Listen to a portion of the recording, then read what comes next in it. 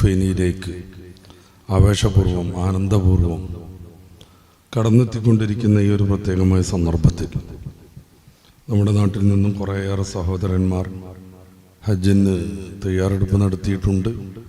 ചിലരൊക്കെ അവിടെ എത്തിച്ചേർന്നിട്ടുണ്ട്.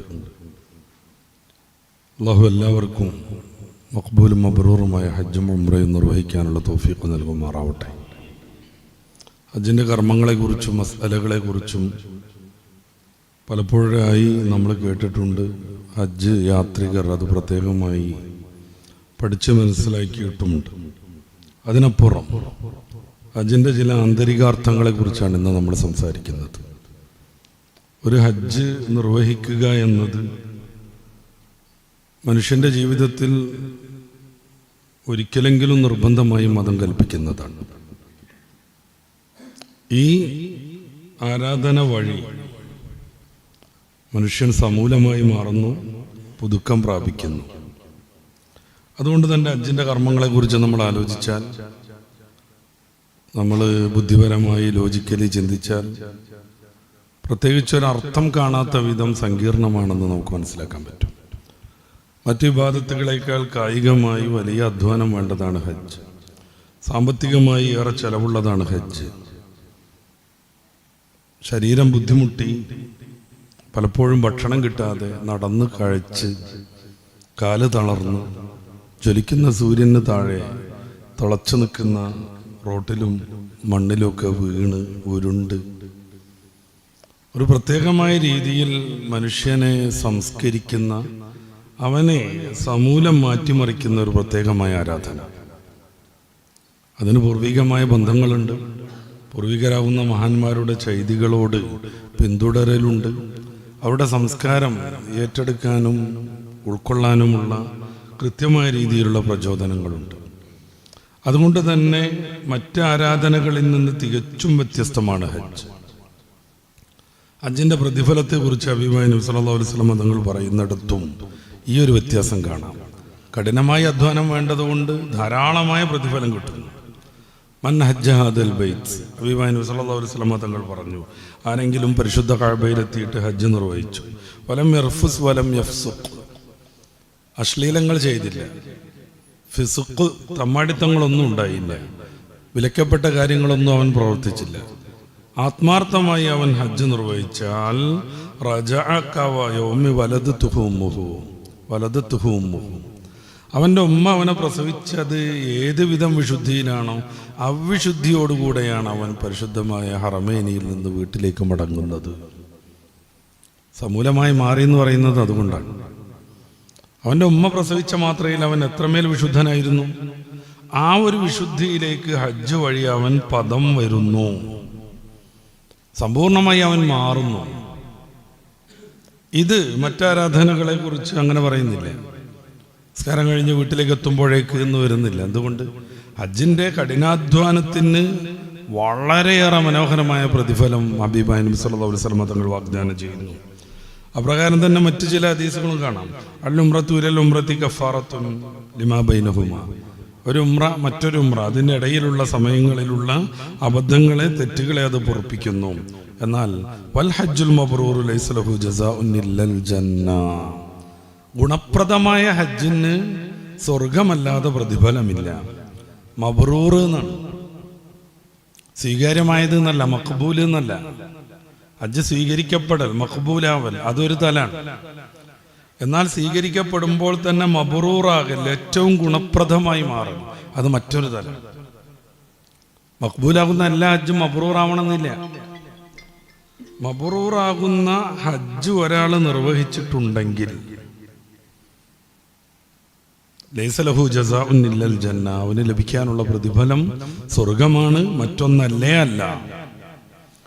ധാരാളമായി ഈ സംബന്ധമായി ഹദീസുകൾ നമുക്ക് കാണാൻ പറ്റും. യാ റസൂലല്ലാഹ്, നറൽ ജിഹാദ് അഫ്ളൽ അമൽ, ഏറ്റവും ശ്രേഷ്ഠമായ ആരാധനയായി അമലായി ഞങ്ങൾ ജിഹാദിനെയാണ് പരിഗണിക്കാറുള്ളത്.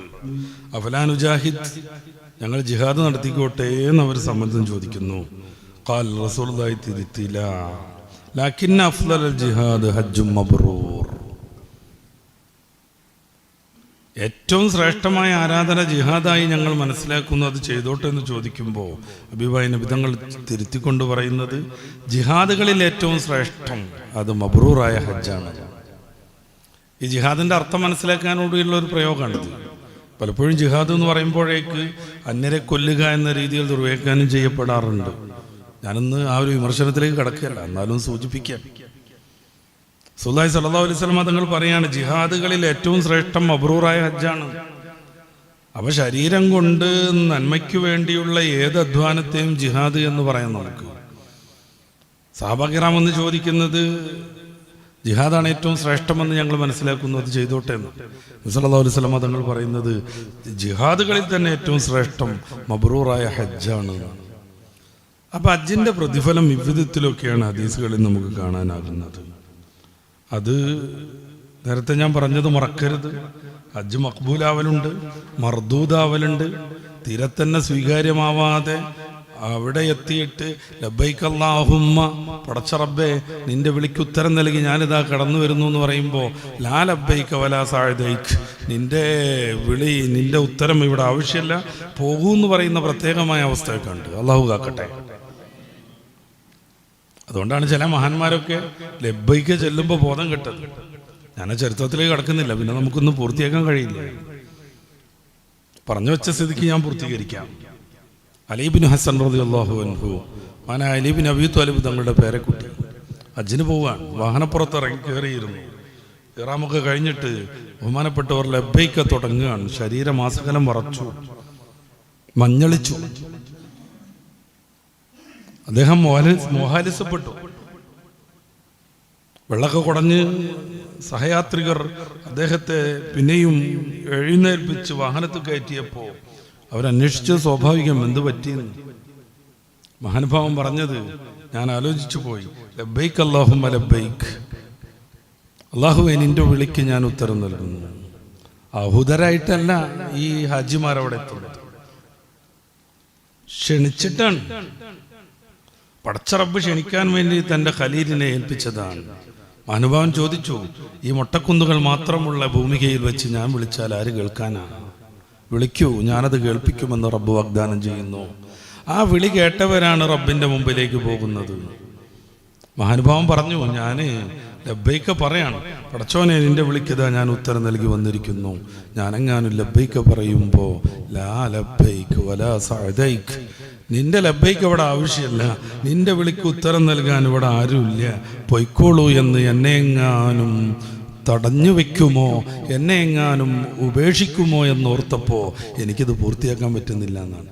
ഹജ്ജിൽ പലയിടങ്ങളിൽ പല സന്ദർഭങ്ങളിൽ മഹാനുഭാവൻ ബോധം കെട്ടതും ഇவ்விധം പ്രത്യേകമായ അവസ്ഥ പ്രാപിച്ചതും നമുക്ക് ചരിത്രത്തിൽ കാണാൻ പറ്റും. അപ്പം മർദൂദായ ഹജ്ജ് അത് മറ്റൊരു സംഗതിയാണ്. മഖ്ബൂലാകുമ്പോൾ തന്നെയും അത് മബ്റൂറായ രീതിയിലേക്ക് മാറുക. എങ്ങനെ? ഹജ്ജിന്റെ യഥാർത്ഥ ലക്ഷ്യം ഉൾക്കൊണ്ട് അതനുസരിച്ച് മുന്നോട്ട് പോയി അത് പൂർണ്ണമായും നേടി. നേരത്തെ ഹദീസിൽ ഇമാം ബുഖാരി തങ്ങൾ നിവേദനം ചെയ്തതാണ് ഹദീസ്. ആ ഹദീസിൽ പറയുന്നത് പോലെ ഉമ്മ ജനിച്ച ദിനത്തിലുള്ള വിശുദ്ധിയോടുകൂടെ മടങ്ങി വരാൻ പറ്റുക. അപ്പോഴാണ് യഥാർത്ഥത്തിൽ ഹജ്ജാവുന്നത്. മറ്റുള്ളത് ചടങ്ങുകളായി പോകും. അതുകൊണ്ടാണ് സയ്യിദുനാ ഉമർ ഫാറൂഖ് റളിയല്ലാഹു അൻഹുവിന്റെ ഒരു വാക്ക് മുസന്നഫ് അബ്ദുർ റസാഖ് പോലെയുള്ള ഹദീസ് ഗ്രന്ഥങ്ങളിൽ ഉദ്ധരിക്കപ്പെടുന്നുണ്ട്. അൽ ഹാജ്ജു ഖലീലുൻ വറഖബു കസീർ. ഹാജിമാർ വളരെ കുറച്ച, യാത്രക്കാർ കുറെ വരുന്നുണ്ട്. ഹാജിമാർ വളരെ കുറച്ചേ ഉള്ളൂ. എന്നുവെച്ചാൽ യഥാർത്ഥത്തിൽ ഹജ്ജിന്റെ ഫലം നേടുന്നവർ, ഹജ്ജ് കൊണ്ട് ലഭ്യമാവേണ്ട ഭൗതികവും ആത്മികവുമായ ശ്രേഷ്ഠതകൾ ലഭ്യമാകുന്നവർ കുറച്ചേ ഉള്ളൂ. ഹജ്ജിനായിട്ട് വരുന്ന കുറേ ആളുകളുണ്ട്. മാനായ ഇമാമുന ഗസാലി റളിയല്ലാഹു അൻഹു ഹജ്ജിന്റെ കാര്യങ്ങളെ കുറിച്ച് പറയുമ്പോൾ ഈ ക്ലാസ് കഴിയുവോളം, ഇനി ഹജ്ജിന് പോകുന്നവർ ഹജ്ജ് കഴിഞ്ഞ് വരുവോളവും, ഹജ്ജിന് പോകാത്തവർ ജീവിതത്തിലുടനീളവും ആലോചിക്കേണ്ട ഒരു കാര്യം പറയുന്നുണ്ട്. ലാ തഗ്ഫൽ അൻ തദക്കുരി ഉമീരിൽ ആഖിറതി ഫീ ഷൈഇൻ മിമ്മാ തറാഹു. ഹജ്ജിനിടയിൽ നീ എത്തുന്ന ഓരോ സന്ദർഭത്തിലും, നീ കണ്ടുമുട്ടുന്ന ഓരോ കാര്യത്തിലും, നീ അനുഷ്ഠിക്കുന്ന ഓരോ പ്രവൃത്തിയിലും ആഖിറവുമായി ടച്ച് ചെയ്ത് മനസ്സിലാക്കാൻ മറന്നു പോകരുത്. ആഖിറവുമായുള്ള ബന്ധം വിട്ടുപോകരുത്. നീ അശ്രദ്ധവാനാകരുത്. കാരണം എന്തുകൊണ്ടെന്നാൽ ഹജ്ജിന്റെ ഓരോ കർമ്മവും അവസ്ഥയും ആഖിറത്തിന്റെ ഓരോ കർമ്മത്തെയും അവസ്ഥയെയും അനുഭവത്തെയും ഓർമ്മിപ്പിക്കുന്നതാണ്. അതുകൊണ്ട് ഹജ്ജിന്റെ ഓരോ കർമ്മം നടത്തുമ്പോഴും നമുക്ക് വിശദീകരിക്കാം. ഇറാൻ കെട്ടുമ്പോൾ, അത് കഴിഞ്ഞ് നമ്മൾ തവാഫിന് പോകുമ്പോൾ, തവാഫും കഴിഞ്ഞിട്ട് ഓരോ കർമ്മം നടത്തുമ്പോൾ ഇതെല്ലാം ആഖിറവുമായി ബന്ധപ്പെടുത്തി മനസ്സിലാക്കാൻ ശ്രദ്ധ പോകരുത് എന്ന് ഇഹ്യാ ഉലൂമുദ്ദീനിൽ മഹാനായ ഇമാമുന ഗസാലി റളിയല്ലാഹു അൻഹു ഓർമ്മപ്പെടുത്തുകയാണ്. ഇത് ഈ ഒരു രീതിയിൽ പോകുമ്പോഴാണ് ഹജ്ജിന്റെ അന്തസ്സാരം നമുക്ക് ഉൾക്കൊള്ളാൻ പറ്റുക. അല്ലെങ്കിൽ ഞാൻ നേരത്തെ പറഞ്ഞ മാതിരി ലോജിക്കലി മനസ്സിലാക്കാൻ പറ്റാത്ത കുറെ ഓട്ടവും ചാട്ടവും ആയിട്ട് അത് മാറും. എന്തൊക്കെയാണ് ഹജ്ജ് കൊണ്ട് നമ്മൾ ആന്തരികമായി മനസ്സിലാക്കേണ്ടത്? പടച്ച റബ്ബിന്റെ മുമ്പിൽ കൃത്യമായി വിനയം പ്രാപിച്ച് അവന്റെ ഏത് കൽപ്പനകളും ഞങ്ങൾ സന്തോഷത്തോടുകൂടെ അനുഷ്ഠിക്കും, ഏറ്റെടുക്കുമെന്ന ബോധത്തോടുകൂടെ സമ്പൂർണ്ണ ഇഖ്ലാസിന്റെ പ്രകടനമാണ് ഹജ്ജ്. നല്ല പൈസ ചെലവാക്കുക, മാസങ്ങൾ നീണ്ടു നിൽക്കുന്ന അധ്വാനം. ഈ പുതിയ കാലത്തിനേക്കാൾ ഇത്തിരി മുന്നോട്ടും ബാക്കിലേക്ക് ചിന്തിച്ചു നോക്കൂ. അന്ന് യാത്രയപ്പ് മരിച്ചിറങ്ങിപ്പോകുന്ന രീതിയിലുള്ള യാത്രയപ്പായിരുന്നു. മയ്യത്ത് കൊണ്ടുപോകുമ്പോൾ ഏതു വിധത്തിലാണ് ബന്ധുമിത്രാദികൾ അതിനെ സമീപിക്കാറ്, അതേ രീതിയിലായിരുന്നു ഹജ്ജിന് പോകുന്ന ആൾ അവർ കണ്ടിരുന്നത്. ദീർഘമായ യാത്ര, സുരക്ഷിതത്വം വളരെ കുറവ്, ഹിംസ്ര ജന്തുക്കളുടെ അക്രമം ഏത് നിമിഷവും പ്രതീക്ഷിക്കാൻ പറ്റും. നടന്നാണ് പോകുന്നത്. വഴിതെറ്റിപ്പോയാൽ മാസങ്ങൾ പിന്നെയും കൂടും. ഇതിനിടയ്ക്ക് ശേഖരിച്ചു വെച്ച ഭക്ഷണം തീർന്നു പോകും. ഹോട്ടലുകളില്ല, കാറ്ററിംഗ് സംവിധാനങ്ങളില്ല. ഏതെങ്കിലും മാപ്പ് നോക്കിയിട്ട് വിളിച്ചു പറഞ്ഞാൽ ഭക്ഷണം എത്തിക്കുന്ന യാതൊരു സൗകര്യങ്ങളുമില്ല. ഉള്ളത് തീർന്നു പോയാൽ ചിലപ്പോൾ മുഴുപ്പട്ടിണിയാവും. എന്നിട്ടും റബ്ബിന്റെ വിളി കേട്ട് പോകുന്നത് എന്തിനാ? സമ്പൂർണമായി റബ്ബിനെ വഴിപ്പെടുന്നത് കൊണ്ട്. ഇഖ്ലാസിന്റെ ഏറ്റവും പ്രകടമായ രൂപമാണ് ഹജ്ജ്. ഉബൂദിയത്തിന്റെ, അടിമത്വത്തിന്റെ, പടച്ച റബ്ബാകുന്ന സയ്യിദിന്റെ വിളി കേട്ടാൽ എത്തിയിരിക്കണമെന്ന ബോധത്തിന്റെ ശക്തമായ പ്രകടനമാണ് ഹജ്ജ്. അതുകൊണ്ടാണ് ഏത് ത്യാഗവും സഹിക്കാൻ പറ്റുന്നത്. ആധുനികമായ സൗകര്യങ്ങളും സംവിധാനങ്ങളും ഒക്കെ ഉള്ളപ്പോൾ തന്നെയും എന്തൊക്കെ പ്രയാസങ്ങളാണ്. 19 ലക്ഷം ആളുകൾ ഒരുമിച്ച് കൂടിയാണ്. അവരുടെ കാര്യങ്ങളൊക്കെ ഒന്നിച്ച് സൗകര്യപ്പെടുത്തി കൊണ്ടുപോകുന്ന സാഹസത്തെക്കുറിച്ച് ആലോചിച്ച് നോക്കൂ. ബസ്സിലൊക്കെ കയറിയിട്ട് ബ്ലോക്ക് വന്നിട്ട് 6-7 മണിക്കൂർ നിന്ന നിൽപ്പിൽ ആ ബസ്സിലിങ്ങനെ വെന്തുരുകുന്നതിനെ കുറിച്ച് ആലോചിച്ച് നോക്കൂ. യാത്ര പോകുന്ന സമയത്ത് തട്ടിയിട്ടും മുട്ടിയിട്ടും 1 മീറ്റർ നീങ്ങാൻ ചിലപ്പോൾ അരമണിക്കൂർ എടുക്കുന്ന ആ സാഹസത്തെക്കുറിച്ചൊന്ന് ആലോചിച്ച് നോക്കൂ. അറഫയിൽ നിന്ന് മുസ്ദലിഫയിലേക്കുള്ള യാത്ര 6 കിലോമീറ്റർ. ബസ് കയറിയിട്ടുണ്ട്, ചിലപ്പോൾ മണിക്കൂറുകൾ എടുക്കും, 3-4 മണിക്കൂർ എടുക്കും. ബസ്സല്ലാതെ നടന്നു പോവുകയാണെങ്കിലും ഈ തട്ടിത്തടച്ചിൽ ഒഴിവാകൂല്ല. ആരും ആരോടും വിദ്വേഷം വെക്കണില്ല, ആരും ആരോടും അക്ഷമ കാണിക്കുന്നില്ല. എല്ലാം ഞങ്ങളുടെ റബ്ബിന്റെ തീരുമാനമാണെന്ന ബോധത്തിൽ ഉബൂദിയ്യത്ത് എന്ന് പറയുന്ന ഏറ്റവും മനോഹരമായൊരു സംഗതി. റബ്ബാകുന്ന സർവശക്തൻ, അവനാണ് സയ്യിദ്, അവൻ്റെ അടിമയാണ്, അടിയാറാണ് ഞാൻ എന്ന ബോധം. ഈ ബോധത്തിൽ എല്ലാ ത്യാഗങ്ങളും, എത്ര സംവിധാനങ്ങളുണ്ടെങ്കിലും ഇത്രമേൽ ജനങ്ങൾ ഒരുമിച്ച് കൂടുമ്പോൾ ധാരാളം സഹിക്കേണ്ടി വരും. വീണുപോകും, ജ്വലിക്കുന്ന ചൂടായിരിക്കും, പപ്പടം പൊള്ളുന്നത് പോലെ ശരീരമാസകലം പൊള്ളും. ഇന്നും സംഭവിക്കുന്നതാണ്. പപ്പടം പൊള്ളുന്നത് പോലെ ശരീരമാസകലം പൊള്ളും, കുമിള വരും. നടക്കുന്ന സമയത്ത് പലപ്പോഴും ഈ തട്ടിത്തടയും, വീഴുന്ന സമയത്ത് പുറത്ത് ചവിട്ട് കിട്ടും. ചിലപ്പോൾ ജീവഹാനി തന്നെയും സംഭവിച്ചേക്കും. എന്നാലും സന്തോഷത്തോടെ പോകും. എന്തുകൊണ്ട്? ഞാൻ അബ്ദാണ്, പടച്ച റബ്ബ് സയ്യിദാണ്. ഈ ഉബൂദിയ്യത്തിന്റെ ശക്തമായ പ്രകടനമാണ് ഹജ്ജ്. അതോടൊപ്പം ദുന്യാവിൽ നിന്ന് സമ്പൂർണമായ വിരക്തി പ്രാപിക്കുന്നത് ഹജ്ജിന്റെ പ്രത്യേകതയാണ്. ഇഹ്റാമോടുകൂടെ നമ്മൾ എന്ത് ചെയ്യുന്നു?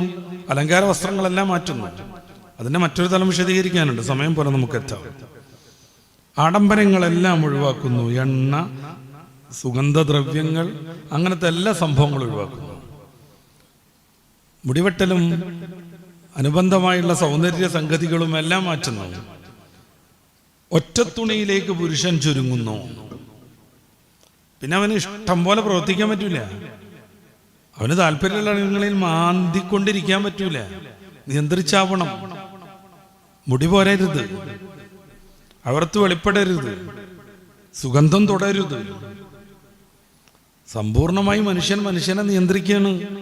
റബ്ബിന്റെ കൽപ്പന എത്ര കഠിനമായി പാലിക്കാൻ എനിക്കാകുമെന്ന് ഇഹ്റാം മുതൽ തഹല്ലുൽ വരെ മനുഷ്യൻ തെളിച്ചുകൊണ്ടിരിക്കുന്നു.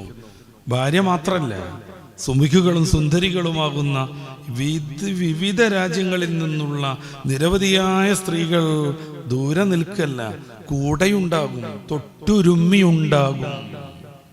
എന്തിന് ഹജ്ജിന് വരുന്നോ ഇറാൻ കിട്ടുന്ന പെണ്ണിന്റെ മുഖം തുറന്നിടല ഐച്ഛികമെന്നല്ല, നിർബന്ധം. മുൻകൈകൾ തുറന്നിടണം. അതൊരു വലിയ ബുദ്ധിമുട്ടല്ലേ? ആ ബുദ്ധിമുട്ട് സംഭവിച്ചിരിക്കണം. എന്നിട്ടും തൊട്ടുരുമ്മി തൊട്ടടുത്ത് മുഖം തുറന്ന പെൺകുട്ടി പോകുമ്പോഴും നമ്മുടെ ദുശ്ചിന്ത കടന്നു വരാത്ത വിധം സംസ്കൃതനാകണം.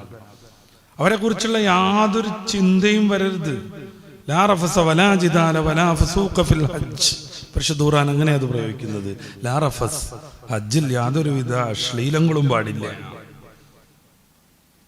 കാണാതിരിക്കുന്ന ഒരു സമയത്ത് പെണ്ണിനെ കുറിച്ച് ആലോചിക്കാത്തത് സ്വാഭാവികമാണെന്ന് വെക്കാം. ദൂരെന്ന് കാണുമ്പോഴും ജസ്റ്റ് ഒരു നോട്ടത്തിൽ മാറി നിൽക്കുന്നതും സ്വാഭാവികമാണെന്ന് വെക്കാം. പക്ഷെ തൊട്ടുരുമ്മി മുഖം തുറന്ന് പല നാടുകളിൽ നിന്നുള്ള സ്ത്രീകളെത്തുമ്പോഴും ആ ഇഹ്റാമിന്റെ സീസൺ അത് എത്ര ദിവസം നീണ്ടു നിന്നാലും മാസങ്ങൾ കയറാൻ കെട്ടാൻ. ചിലപ്പോഴൊക്കെ ദുൽഹജ്ജ് 1, 2 കേരളത്തിൽ നിന്ന് ഫ്ലൈറ്റ് പോകും. അപ്പൊ ഇഫ്രാത്ത് നിന്നൊക്കെ ഹജ്ജ് ചെയ്യാൻ ഏറ്റവും നല്ല സന്ദർഭമാണ്. ആദ്യം തന്നെ ഹജ്ജിന് കയറാൻ കിട്ടും. ഹജ്ജിൽ നിന്ന് തഹല്ലുലായിട്ട് പിന്നീട് ഉംറ നടത്തുക. ഏറ്റവും ശ്രേഷ്ഠമായ ഹജ്ജ് അതാണ്. അതോടൊപ്പം ഈ അറവ് പോലെയുള്ള സംഭവങ്ങളിൽ നിന്ന് ഒഴിവാവാൻ പറ്റും. അറക്കാതെ രക്ഷപ്പെടാന്നുള്ളതല്ല, അറവ് ന്യൂനത പരിഹരിക്കാനാ. അപ്പൊ ന്യൂനതയില്ലാത്ത ഹജ്ജായിട്ട് അത് മാറാൻ പറ്റും. പക്ഷേ ദുൽഹജ്ജ് 1 മുതൽ 13 വരെയും, അല്ലെങ്കിൽ ആദ്യത്തെ ദിവസം ദുൽഹജ്ജ് നമ്മുടെ പെരുന്നാളിൻ്റെ 1-ാം ദിവസം വരെയെങ്കിലും സമ്പൂർണമായും ഇത്തരം കാര്യങ്ങളൊക്കെ ശ്രദ്ധിക്കണം. ഒരു 10-13 ദിവസം സമ്പൂർണമായി ലൈംഗിക ചുവയുള്ള സംസാരത്തിൽ നിന്ന്, ചിന്തയിൽ നിന്ന് മാറി. സ്വന്തം ഭാര്യയാണെങ്കിൽ പോലും ഭാര്യന്റെ കൈവിടാൻ പറ്റൂല. ചിലപ്പോ അവര് രണ്ടായി പോകും. പിന്നെ കണ്ടുകിട്ടാൻ പ്രയാസമാകും.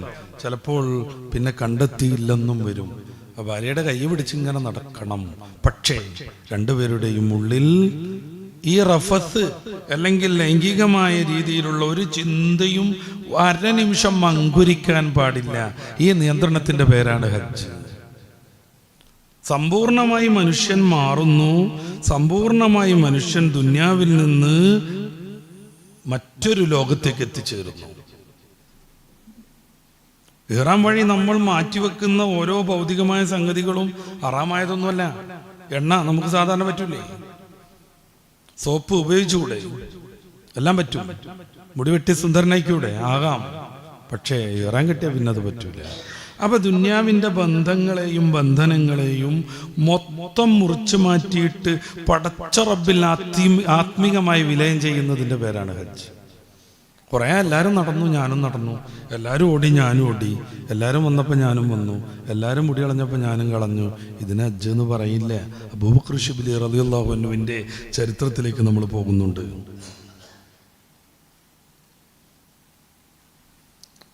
ഹജ്ജ് വഴി മനുഷ്യൻ അവന്റെ സാധാരണയുള്ള ബന്ധങ്ങൾക്ക് വലിയ മാറ്റം വരുത്തുന്നു.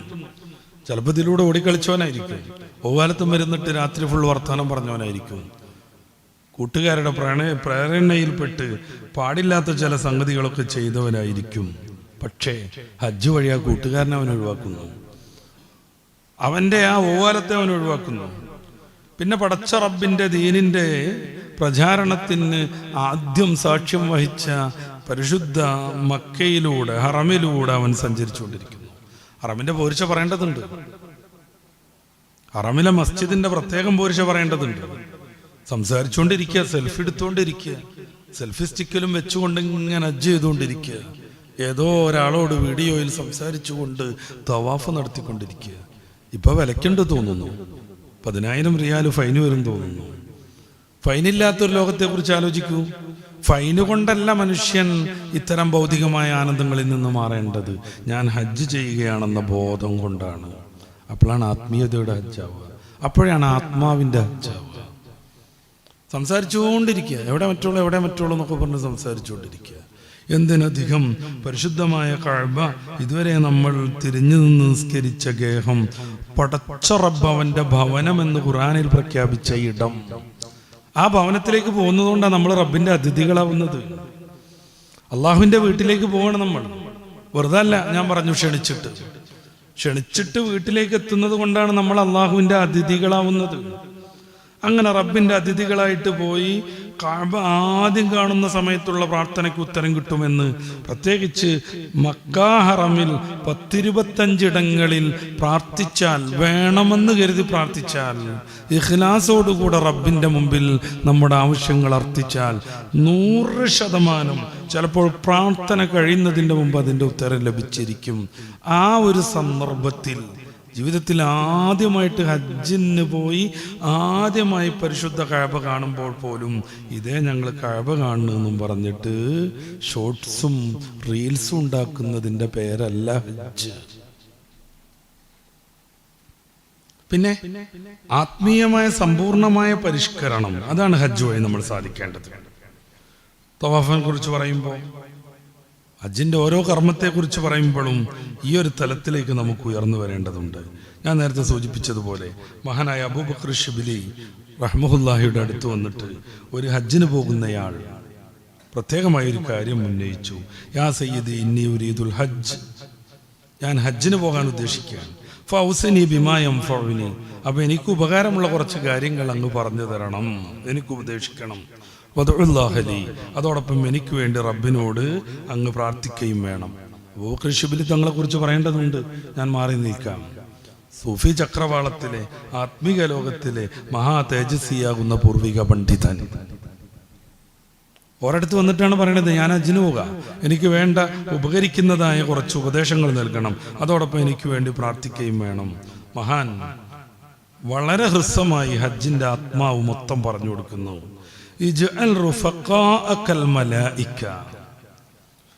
നിന്റെ കൂട്ടുകാരായിട്ട് നീ മാലാഖമാരെ തെരഞ്ഞെടുക്കണം. എങ്ങനെ മാലാഖമാരെ തെരഞ്ഞെടുക്കൽ? നമ്മുടെ ജീവിതത്തിൽ മലക്കിനെ മാറ്റി നിർത്തുന്ന ഏതൊക്കെ പരിപാടികളുണ്ടോ അതിൽ നിന്ന് മൊത്തം മാറി നിൽക്കണം.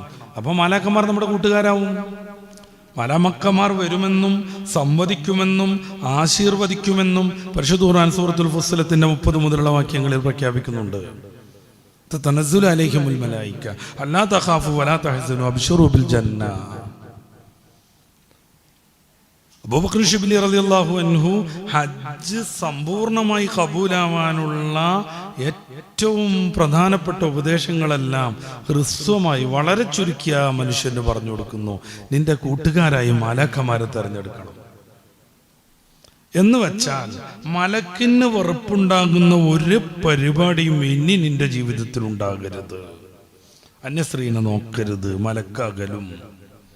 റബ്ബ് പറഞ്ഞതിന് വിരുദ്ധമായി സഞ്ചരിക്കരുത്, മലക്കിന്റെ സാന്നിധ്യം നഷ്ടപ്പെടും. രണ്ടാമതായി മഹാനുഭാവൻ പറഞ്ഞെടുത്തു, വഅനീസക്കൽ ഖുർആൻ, നിന്റെ സന്തോഷവും നിന്റെ ആനന്ദവും നിനക്ക് സമയം ഉപയോഗിക്കാനുള്ള കാര്യമൊക്കെ ആയിട്ട് ഖുർആനിനെ തെരഞ്ഞെടുക്കണം. ഹജ്ജിന് പോവാണ്, അപ്പൊ കാണാൻ വേണ്ടി അവിടെയുള്ള മോള് വരും. സൗദിയിലുള്ള മോനുണ്ട് ജിദ്ദയിൽ, ആള് കാണാൻ വരും. അങ്ങനെ കുറെ അങ്ങോട്ട് പോകും ഇങ്ങോട്ട് പോകും, കുറെ വിരുന്നിന് നടക്കും, കുറെ സൽക്കാരത്തിന് പോകും. അങ്ങനെയുള്ള നേരം പോക്കുകളെ അല്ല തെരഞ്ഞെടുക്കേണ്ടത്, പരിശുദ്ധ ഖുർആനിനെ. ഖുർആൻ അവതരിച്ച ഭൂമികയിലേക്കാണ് നമ്മൾ പോണത്. അള്ളാഹുവിന്റെ റസൂൽ ഒരു സല്ലല്ലാഹു അലൈഹി വസല്ലം ജനങ്ങളുടെ അബദ്ധസഞ്ചാരത്തിൽ പൊറുതിമുട്ടിയിട്ട് ജബൽ അന്നൂർ, പ്രകാശത്തിന്റെ പർവ്വതം, നോക്കുങ്ങളെ പേര്, ആ പ്രകാശത്തിന്റെ പർവ്വതത്തിൽ നിലകൊള്ളുന്ന ഹിറാ ഗുഹയിലേക്ക് പോകുന്നു. 1.5 മാസത്തോളം കഅബയിൽ നോക്കി ആരാധനാനിവക്തനായി നിൽക്കുന്നു. അതിനിടയിൽ മലക്കുൽ അമീൻ ജിബ്രീൽ അലൈഹിസ്സലാം ലോകത്തിന്റെ വിമോചനത്തിന്റെ സന്ദേശവുമായി കടന്നു വരുന്നു. പരിശുദ്ധ ഖുർആൻ ഈ ഖുർആൻ അവതരിച്ച ഭൂമികയിലേക്ക് നമ്മൾ പോവുകയാണ്. ഖുർആന്റെ ചരിത്രത്തിലൂടെ നമ്മൾക്ക് സഞ്ചരിക്കാൻ സാധിക്കുകയാണ്.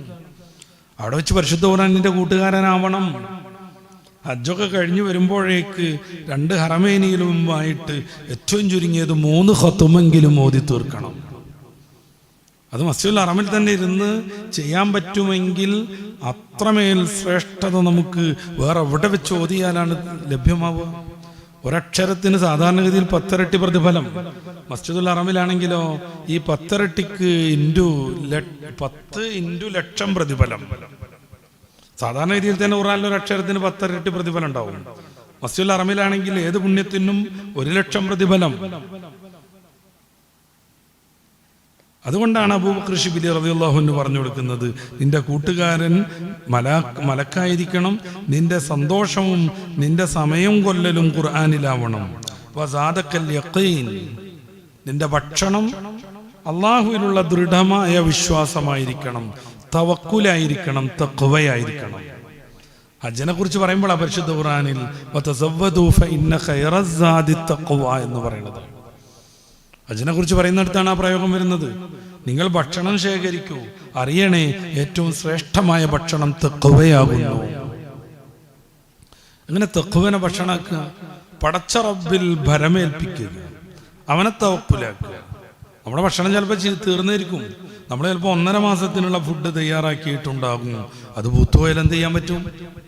ഭൗതികമായ ഭക്ഷണങ്ങളെക്കാൾ നിന്റെ ഭക്ഷണം തഖ്വയാക്കണം. വല്ലാതെ ഫുഡ് അടിക്കാനൊന്നും പോകണ്ട. ദിവസവും വലിയ വലിയ ഹൈടെക് ഫുഡ് വേണമെന്ന് വിചാരിക്കേണ്ട. മഹാന്മാരാവുന്ന ചില പണ്ഡിതന്മാരൊക്കെ ഹജ്ജിന് പോയിട്ട് അവരുടെ ഭക്ഷണം മുഴുവൻ മാഉ സംസമായിരുന്നു. റസൂലുള്ളാഹി സ്വല്ലല്ലാഹു അലൈഹി വസല്ലം തങ്ങൾ പറഞ്ഞതാണ്, അത് വിശപ്പിന് ഭക്ഷണമാകുന്നു, ദാഹത്തിന് ശമനമാകുന്നു, രോഗത്തിന് ഔഷധമാകുന്നു. സംസം വെള്ളം മാത്രം കുടിച്ചാൽ സുഖസുന്ദരമായി ജീവിക്കാൻ പറ്റും. അതേക്കുറിച്ച് ജപ്പാനിൽ നടന്ന പഠനം, യൂറോപ്പിൽ നടന്ന പഠനങ്ങളൊന്നും ഞാൻ തൽക്കാലം ഉദ്ധരിക്കുന്നില്ല. പറഞ്ഞല്ലോ, ഇന്ന് നമ്മളൊരു ആത്മീകമായ രീതിയിലാണ് നമ്മുടെ ക്ലാസ്. അതുകൊണ്ട് ജപ്പാനിൽ നടന്ന പഠനങ്ങളും ഹജ്ജിൻ്റെ ക്രിസ്റ്റലുകളെ കുറിച്ച് പറയുന്നതും സംസം വെള്ളത്തിൻ്റെ ഇതിനെക്കുറിച്ച് പറയുന്നതും അതിൽ നിന്നൊരു തുള്ളി മറ്റു വെള്ളത്തിലാകുമ്പോൾ ആ വെള്ളത്തിനെല്ലാം ഇതിൻ്റെ ശ്രേഷ്ഠതകൾ വരുന്നത് സയൻറ്റിഫിക്കായിട്ട് തെളിയിക്കപ്പെട്ടതും അതൊന്നും ഞാൻ തൽക്കാലം പറയണില്ലേ. വല്ലാതെ ഫുഡ് കഴിക്കണ്ടെന്നർത്ഥം. കാരണം പിന്നെയും മേമ്പക്കം വിടാനും പിന്നെയും ഈ ഫുഡ് കഴിച്ചതിൻ്റെ ആധിക്യം കൊണ്ടുള്ള ആലസ്യത്തിൽ കടന്നുറങ്ങി സമയം കളയാനുമുള്ളതല്ല. കൗതുകം തോന്നും, വെറുതെ വർത്താനം പറഞ്ഞിരുന്ന് അങ്ങനെ വൈകിട്ടാക്കും. റൂമിൻ്റെ ഒക്കെ മുന്നിലുണ്ടാകും വർത്താനം പറഞ്ഞിരിക്കാനും മറ്റുമൊക്കെ പറ്റും വിധത്തിലുള്ള ഈ ചെയറുകളും ഈ സിറ്റൗട്ടുകളും ഒക്കെ നമ്മൾ താമസിക്കുന്ന ഹോട്ടലിൽ.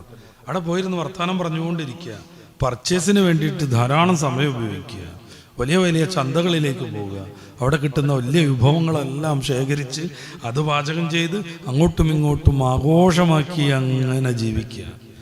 പുതിയ കാലത്ത് ഇക്കൊല്ലത്തെ ഹജ്ജിലൊന്നും ഹജ്ജാദി പരിപാടി നടക്കൂലെന്ന് തോന്നുന്നു. തീരെ പാചകം ചെയ്യാനൊന്നും കഴിയില്ല. എല്ലാം പുറമൊന്ന് മേടിച്ച് കഴിക്കണം എന്നാണ് ഞാൻ മനസ്സിലാക്കിയത്. അബൂബക്കർ ശിബിലി റളിയല്ലാഹു അൻഹു പറയുന്നു, നിന്റെ ഭക്ഷണത്തെ നീ എന്താക്കണം? യഖീനാക്കണം. വമഖ്സദകല്ലാഹു, നിന്റെ ഉദ്ദേശം, താല്പര്യം, ലക്ഷ്യം അത് പടച്ച റബ്ബാവണം. ഇന്ന അവ്വല ബൈത്തിൻ ഉദിയ ലിന്നാസി ലല്ലദീ ബിബക്ക. കഅബയെ കുറിച്ച് ഖുർആൻ പറയുന്നത് ഒരിക്കൽ അങ്ങനെയാണ്.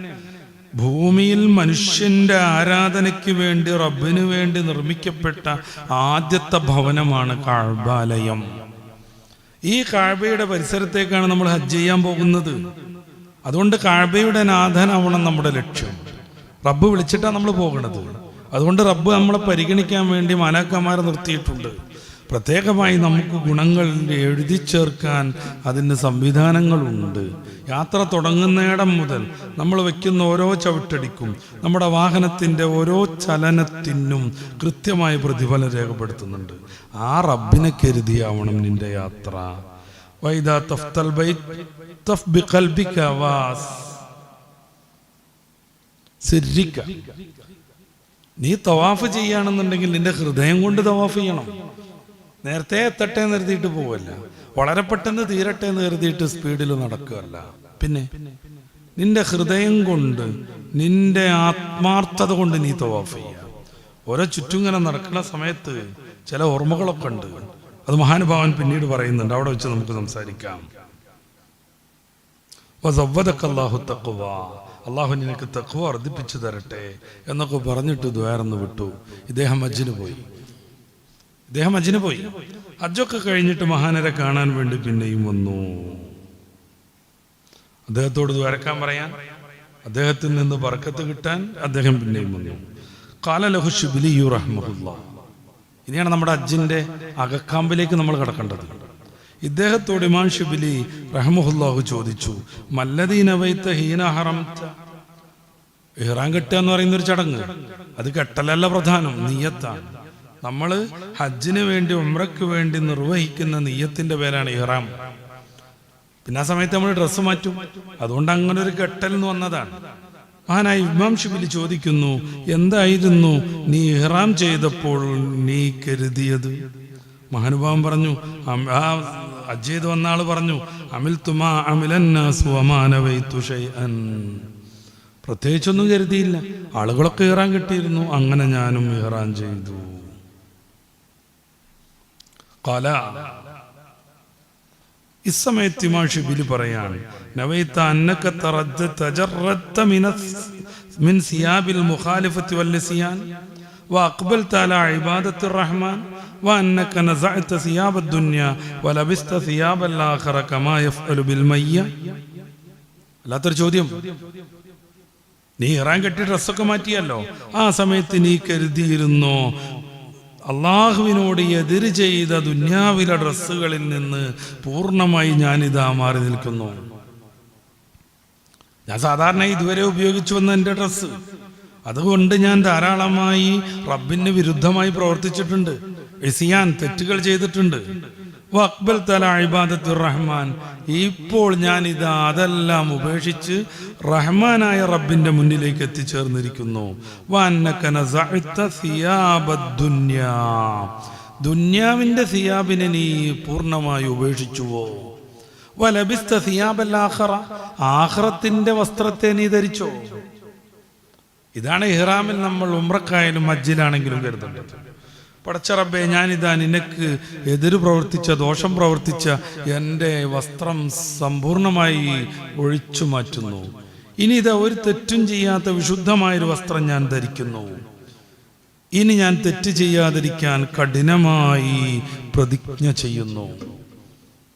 ഇഹ്റാമിന്റെ വസ്ത്രവും കഫൻ തുണിയുടെ വസ്ത്രവും സമാനമാണ്, കൂട്ടിത്തുന്നാത്തത്, വെളുത്ത കളറുള്ളത്. ഇഹ്റാമിന്റെ വസ്ത്രം വാങ്ങി വരുമ്പോൾ പടച്ച റബ്ബേ, ഇങ്ങനെ ഒരു വസ്ത്രം കൂടി എനിക്ക് വാങ്ങാനുണ്ട്, അത് ഞാനായിരിക്കില്ല, മറ്റാരെങ്കിലും ആയിരിക്കും എന്ന വിചാരം വേണം. ഇഹ്റാമിന്റെ വസ്ത്രം ഇങ്ങനെ മറിച്ചു നോക്കുമ്പോ പടച്ചോനെ, ഇങ്ങനെ തന്നെ ഒരു തുണിയിലായിരിക്കും എന്നെയും പൊതിയുക, കൂട്ടി കെട്ടിവെക്കുക, 3 കെട്ടും കെട്ടിയിട്ട് ഞാൻ എന്നെയും കൊണ്ടുപോവുക. ഈ ഒരു വിചാരത്തിലേക്ക് എത്തണം. ഇമാം ശിബ്ലി ചോദിക്കുന്നു, ഇങ്ങനെ കരുതിയായിരുന്നോന്ന്? നോക്കുങ്ങള്, ഇഹ്റാമിന്റെ വസ്ത്രത്തെയും കഫൻ തുണിയുടെ വസ്ത്രത്തെയും ആ കഫൻ തുണിയെയും കൃത്യമായി നമ്മളൊന്ന് താരതമ്യം ചെയ്യാം. റബ്ബിലേക്ക് നമ്മൾ പോവുകയാണ്, പുതിയൊരു ജന്മം ഹജ്ജ് വഴി. ഈ ദുന്യാവിൽ നിന്ന് മറ്റൊരു ജന്മത്തിലേക്ക് നമ്മൾ പോവുകയാണ്, കഫൻ തുണിയും ധരിച്ചിട്ട്. പിന്നെയുള്ള ഓരോ ചിന്തയും, പടച്ച റബ്ബേ, ഇതേ കഫൻ തുണി നടിച്ചിട്ടാണ് ഞാൻ നടക്കുന്നത്. പടച്ച റബ്ബേ, ഞാൻ എൻ്റെ സാധാരണ വസ്ത്രങ്ങളെല്ലാം ഒഴിവാക്കിയിട്ടുണ്ട്, ഇപ്പൊ ഞാൻ ധരിച്ചിരിക്കണ വസ്ത്രം ഏതാണ്? കഫൻ പുടവ. ഒരിക്കൽ കൂടി ഇത് ധരിക്കാനുണ്ട്. ഈ വിചാരം ഇഹ്റാമിന്റെ ഓരോ നിമിഷത്തിലും നമുക്കുണ്ടാകണം. ശിബ്ലി ഇമാം ചോദിക്കുന്നു, ഇങ്ങനെ ചെയ്തായിരുന്നോ എന്ന്. ആ സാധു മനുഷ്യൻ പറഞ്ഞു, ലാ. അസമയത്ത് ഇമാം ശിബ്ലി പറഞ്ഞതെന്താ? അപ്പൊ ഫമാ ഹറംത, നീ വേണ്ട വിധം ഇഹ്റാം കെട്ടിയിട്ടില്ല. ഓരോന്ന് മഹാനുഭാവൻ ചോദിക്കുകയാണ്. നവൈത അന്നക തജറത മിൻ സിയാബിൽ മുഖാലഫ വഹൽ നവൈത ബിതവാഫിക അന്നക തതൂഫു ബിഅർശിർ റഹ്മാൻ വതത്ലുബുൽ അഫ്വ വൽ ഗുഫ്റാൻ. അതൊക്കെ കഴിഞ്ഞ് ഇഹ്റാം കെട്ടിച്ചെന്ന് നീ തവാഫ് നടത്തിയല്ലോ, അതിൻ്റെ ഇടയ്ക്ക് ഒരു യാത്ര ഉണ്ട് കേട്ടോ. ഇഹ്റാമിൻ്റെ ഒക്കെ മുന്നേ അല്ലെങ്കിൽ ഇഹ്റാമിന് ശേഷം ഒരു യാത്ര ഉണ്ട്. നമ്മുടെ വീട്ടിലേക്ക് ഇങ്ങനെ വരും വണ്ടി, ബന്ധുക്കളുടേത്, അല്ലെങ്കിൽ നമ്മുടെ ഹജ്ജിന് നമ്മൾ കൊടുത്ത ആ ഒരു കമ്പനിയുടെ വാഹനം വരും. ആ വാഹനം വന്നിങ്ങനെ പാർക്ക് ചെയ്യുമ്പോൾ എന്നാൽ ഇറങ്ങല്ലേ ഒക്കെ റെഡിയല്ലേ, പാസ്പോർട്ട് എടുത്തില്ലേ, വിസ എടുത്തില്ലേ എന്നൊക്കെ ചോദിക്കുന്ന ആ ഒരു സന്ദർഭത്തിൽ നമ്മൾ ഓർക്കേണ്ട ഒരു കാര്യമുണ്ട്. പടച്ച റബ്ബേ, ഇതൊരു വണ്ടി വന്നിരിക്കുന്നു എന്നെ കൊണ്ടുപോവാൻ, ഇങ്ങനെ ഒരു വണ്ടി വരാനുണ്ട്, 6 കാലുള്ളത്, ഇങ്ങനെ ഒരു വണ്ടി കൂടെ വരാനുണ്ട് എൻ്റെ മുറ്റത്തേക്ക്, 6 കാലുള്ളത്. എന്നെ ഇപ്പോ സന്തോഷത്തോടുകൂടെ യാത്ര അയക്കാൻ കുറെ ആളുണ്ട്, മക്കളും പൗത്രരും എല്ലാവരും വന്നിരിക്കുന്നു. ഇവരെല്ലാവരും സന്താപത്തോടുകൂടെ വാഹനത്തെ അനുഗമിക്കുന്ന ഒരു ദിവസം വരാനുണ്ട്. ഒന്ന് ആഖിറത്തിലേക്ക് പോകാനുള്ള വണ്ടി, ഒന്ന് ആഖിറ സമാനമായി മാറാൻ, ദുനിയാവിനെ പറ്റ വിഭാടനം ചെയ്തിട്ട് ആഖിറത്തിന്റെ ആളായി മാറാൻ ഹജ്ജിന് പോകാനുള്ള വാഹനം. അബൂബക്കർ ശിബിലി തങ്ങൾ ചോദിക്കുന്നു, തവാഫ് ചെയ്തപ്പോ പടച്ച റബ്ബിന്റെ അർശിന് ചുറ്റിയാണെന്ന് നീ വിചാരിച്ചായിരുന്നോ? പടച്ച റബ്ബിന്റെ അഫുവും ഗുഫ്റാനും പൊറുക്കലും വിടുതിയും തേടിയാണ് ഞാൻ വന്നത് എന്ന് വിചാരിച്ചിട്ടുണ്ടായിരുന്നോ? അതോ മുന്നിൽ കയറണം എന്നായിരുന്നോ വിചാരിച്ചത്? തിരക്കി പോയപ്പോ ആ മനുഷ്യന്റെ അടുത്തെത്തിയിട്ട് ഒന്ന് തിരക്കിടണം എന്നായിരുന്നോ വിചാരിച്ചത്? കുഞ്ഞിനെ കളിപ്പിച്ചുകൊണ്ടിരിക്കണം എന്നായിരുന്നു വിചാരിച്ചത്?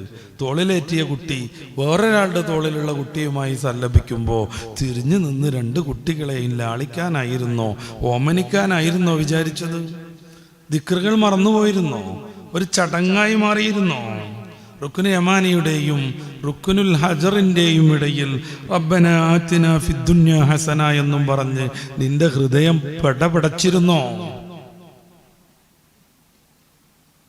മുൽത്തസം പറ്റിച്ചേർന്ന് നിന്ന് പാപങ്ങളും ഭാരങ്ങളും എല്ലാം കരഞ്ഞു പറഞ്ഞൊഴുക്കിക്കളയുന്ന ഇടം. തിരക്കുകൊണ്ട് അവിടെ എത്താൻ പറ്റിയിട്ടുണ്ടായിരുന്നില്ല.